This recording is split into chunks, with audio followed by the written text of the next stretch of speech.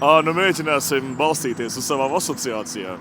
Viss ir krāsaini, mīļi, jauki, ļoti jauka, autentiska mūzika skan. Un tad mēs mēģinājām iedziļināties arī stāstā.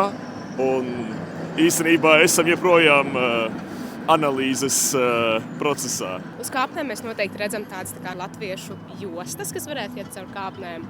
Un tad viņas tā kā virzās un kustās tā kā čūskas un veido tādu virmojošu sajūtu. Man likās interesanti, ka tur bija minēts māras tīkls, un šī ir tiešām māra. Un likās ļoti atbilstoši.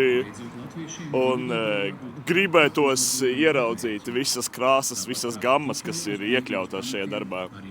Kā pastāvēt, varbūt ilgāk un visu aptvert. Mūziku vēl nē.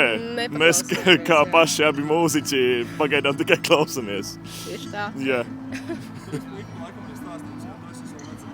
Vēl nē. Bet ir koklas skaņas, kas rada tādu miera un jaukuma sajūtu, kas tā kā iekšēji un padziļināti nomierina. Ir ļoti mājīgi, neskatoties uz laikapstākļiem. Un silti. Siltus un sirsnīgus svētkus. Siltumu un daudz gadus Latvijai.